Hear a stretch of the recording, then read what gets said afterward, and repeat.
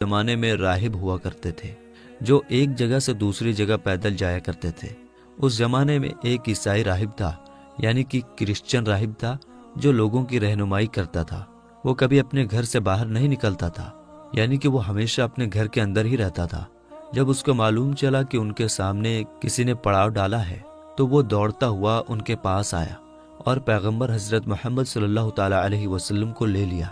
اور ابو طالب سے کہنے لگا کہ یہ بچہ ساری دنیا کا سردار بن کر آیا ہے۔ اس کی یہ بات سن کر ابو طالب حیران ہوئے اور پوچھنے لگے کہ تمہیں کیسے پتا؟ تم کو کس نے بتایا ہے کہ یہ بچہ ساری دنیا کا سردار بن کر آیا ہے؟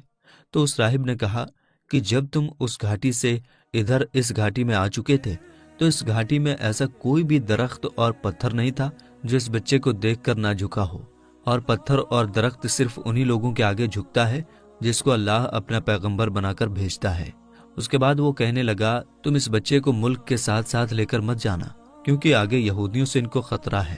کہیں وہ اس کا قتل نہ کر دیں، اور میں اس بچے کو اچھی طرح سے پہچانتا ہوں کیونکہ تورات اور انجیل میں ان کے رسول ہونے کا ذکر آیا ہے، اور میں اس بچے کو اچھی طرح سے پہچانتا ہوں۔ ان کی پیٹھ کے نیچے ایک سیب کی طرح جو نبوت کی مہر لگی ہے، اس مہر سے بھی میں ان کو پہچانتا ہوں، لہٰذا تم انہیں ملک شام لے کر مت جانا۔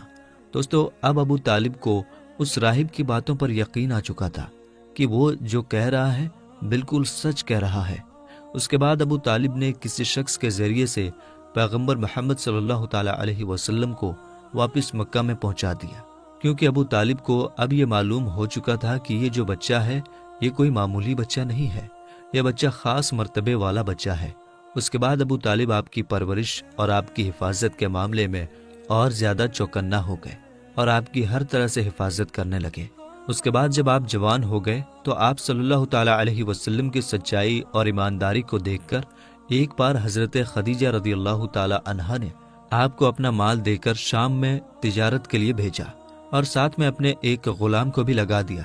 اللہ کے فضل و کرم سے تجارت میں بہت فائدہ ہوا۔ حضرت خدیجہ کے غلام جن کا نام مسیرہ تھا، انہوں نے بھی آپ کی ایمانداری اور اچھے اخلاق کی خوب تعریف کی۔